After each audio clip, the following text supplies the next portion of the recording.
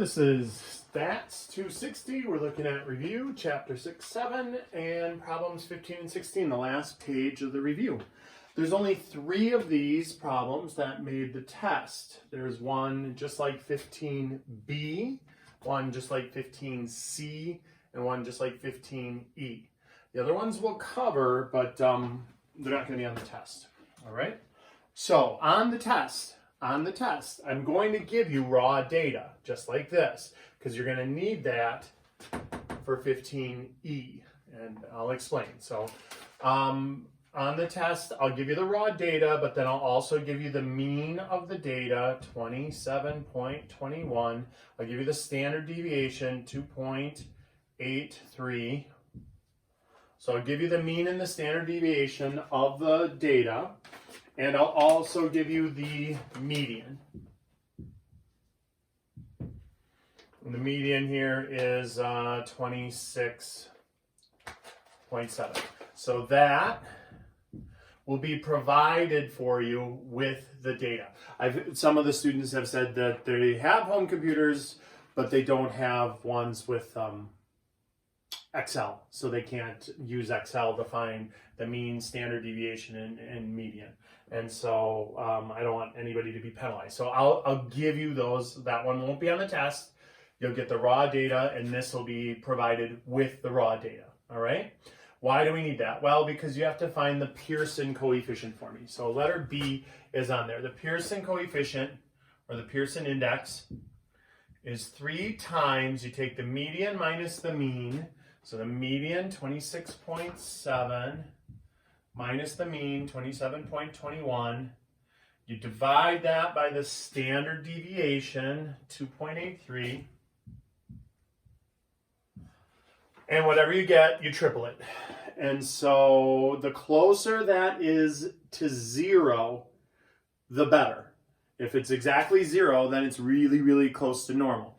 If it isn't, if it's bigger than 1 or less than -1, then it's not normal. So you'll have to put on there, on the test, I'll say, circle 1 or write 1 down on your scratch paper, whether it's considered normal or not normal. So let's see, PC, when we do this, that works out 3 times this mess. So first do that, hit enter, divide it by 2.83, hit enter, multiply it by 3. You should get -0.539. That is between -1 and +1. So look, if the Pearson coefficient, if it is between -1 and +1, which -0.5 is between that, it falls into that, we consider this normal. Close to normal. All right? If that would have been -1.539, then we would have said not normal. So if the Pearson coefficient falls between -1 and 1, it's considered normal. If it falls bigger than 1 or less than -1, then it's not normal. Which does make sense. If you think about this for a second, the closer the mean and the median are, the closer, if you think about a standard normal curve, mean, median, and mode are all in the same spot. So the closer that these two are, and then dividing out the variation, and I don't know where he got the 3, he's a lot smarter than me, that's in the formula. So that's a constant in the formula. And so you find the Pearson coefficient and tell me if it's normal or not normal. All right? So that is on the test. Letter C is on the test. Build a 99% confidence interval for the mean gas of this Hyundai Elantra. And we say, okay, so what does that look like? That's going to be, it's a T distribution this time. So we've got X bar minus T, what our T score is, instead of a Z score, because it's less, it's a small, and we don't have the standard deviation of the population. So we got that times, what is it on T distribution? So you're going to do the standard deviation divided by the square root of n. So there is no like standard deviation of the population to divide this by. So it's just that. It's just the standard error.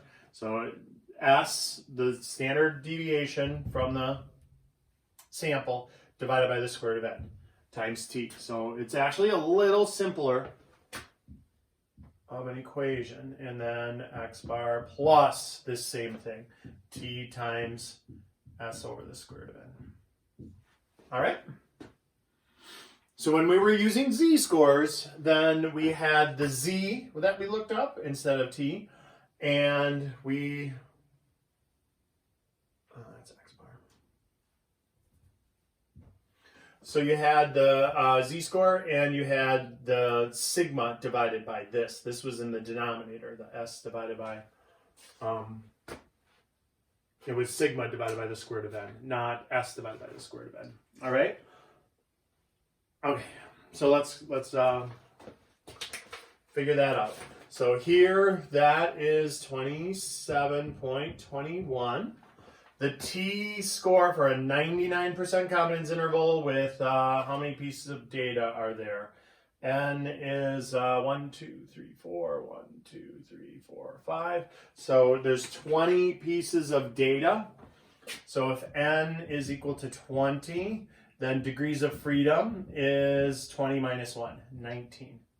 So 19 degrees of freedom, 99% confidence. Let's grab that chart. Let me show you what that looks like on camera here. So here we are with the chart again. We've got table F.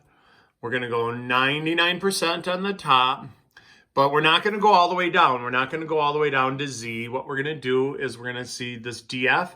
We're going to take that down to 19, and then you're going to follow that over. Here, use my piece of paper here. 19 followed over to the end, 2.861.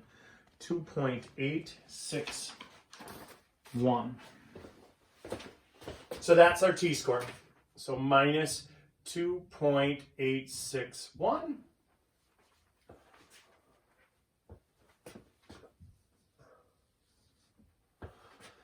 And then times S is 2.83 divided by the square root of 20 less than mu less than 27.21 plus, and now remember that's going to be the margin of error. Here, I got to get rid of E. We don't have enough room for E to be there.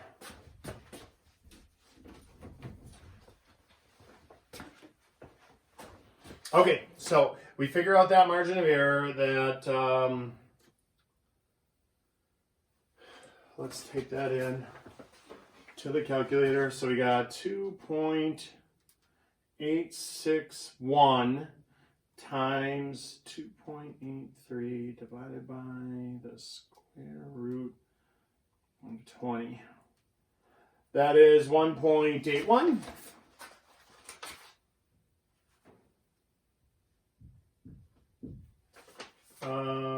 0. All right, and this is 27.21 minus 1.810. That is the margin of error. Is less than mu. Is less than 27.21 plus 1.810. All right, and so when we add that and subtract that, we'll get, what, 27.21 minus 1.81 is 25.4. It's less than mu, which is less than 27.21 plus 1.81, 29.02. I'll just call it 29.0. All right, so that is our 99% confidence interval, which means if we did this 100 times, we collected 20 miles per gallon averages or per fill-up 20 more times, that's a lot of data, and figured all of these out, 99 out of the 100 confidence intervals would actually capture the true mean in its interval. So 25 to 29 is probably a pretty good estimate. All right. Letter D isn't on there. We'll do that one really quick though. They want you to find N for 99% confidence. And so that's just plug and chug. We're going to do, what do we got there? The 2 point, oh, so wait. It says, assuming the population is normal with a standard deviation of 4 miles to the gallon, how many gas mileages would I have to sample to get 99% confidence within 2 miles to the gallon, within 2 miles per gallon? So they want me to change the error. So the total error. So we're going to do 2.576. That's the Z score. We get to go to Z because they just reset the problem. This one's not on the test anyway, but just so you understand why we're using Z here. 2.576. So we went 99% and we went all the way down on the chart. That's 2.576 because they told us it was a normal set of data. So we got to switch over to Z. So that times the standard deviation they gave us was 4 miles to the gallon, and they wanted the error to be no more than 2. And don't forget you got to square that result. So you multiply that, square the result. You should get 26.543. That would mean you'd have to do 27 trials. 27 trials to get it dialed into 2 miles to the gallon error. All right, that one didn't make the test. So let's look at E. E did make the test, and this is why we have the raw data given. So a student asked a question about the review. They emailed me and said, all right, on the test, though, you said you're going to give us that, so why would you give us the raw data? Well, because I'm giving you the raw data because on letter E, it says use the mileage data to determine a 95% confidence interval for the proportion of a Hyundai Elantra Phillips that result in mileage less than 28. So this is a proportion one. So we have P hat is equal to, there are 20 pieces of data there. How many of them are less than 28? Well, 1, 2, 3, 4, 5, 6, 7, 8, 9, 10, 11, 12. 12 of them resulted in less than 28. So 12 twentieths is our P hat for that.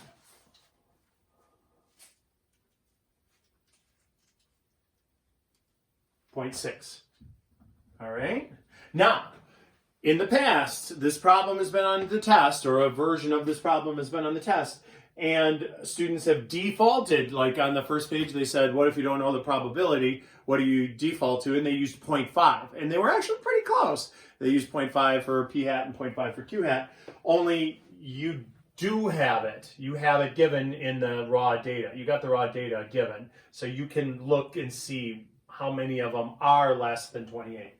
So 0.6 is our P hat. Remember how this works. It's P hat minus, and we get to go back to Z for this. It's proportions. And then the square root of P hat, Q hat, all over N is less than the actual proportion, which is less than P hat, plus all of this stuff, the margin of error, Z square root P hat, Q hat, all over N. All right, so this one is also on the test. That's the third one that made the test. And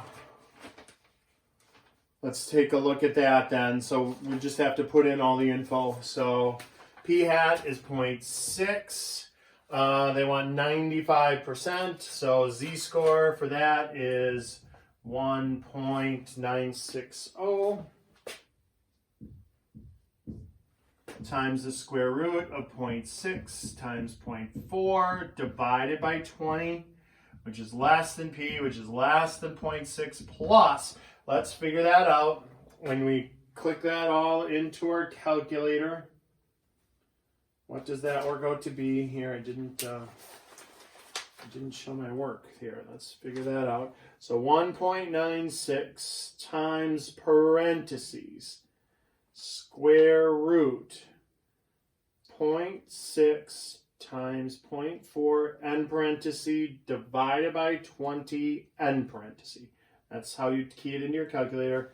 That's 0.048. So we'll call it 0.048. So 0.6 minus 0.048 is 0.55. It's 0.552, but we'll just leave it 0.55 proportion. And 0.6 plus 0.048 is going to be 0.65.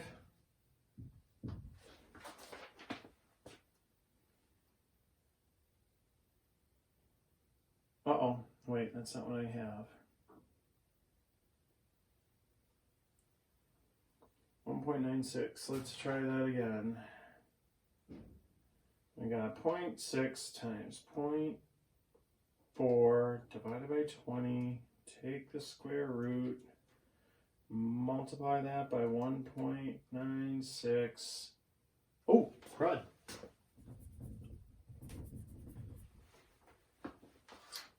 Okay, so when I entered it in, I think I put it in, I missed one set of parentheses. That should be 0.21. 0.215. 0.215. Sorry about that. So let's take a look. 0.215. 0.6 minus 0.215.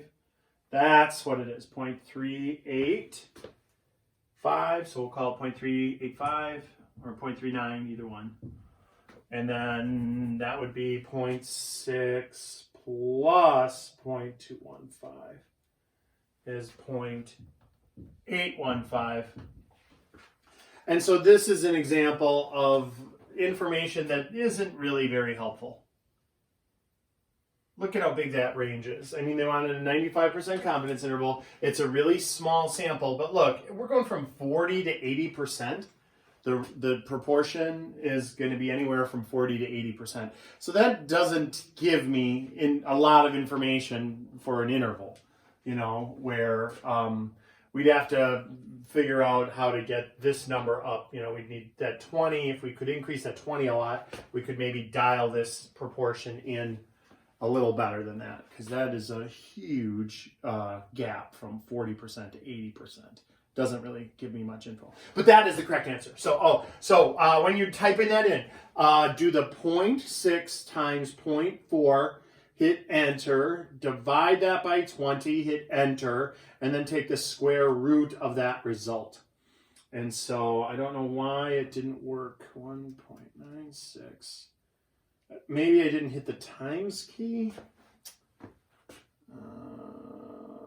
or the square root key. Maybe I missed the square root. I think I missed the square root on the calculation before. 0.4 n paren divided by 20 n paren. No, it's coming up with...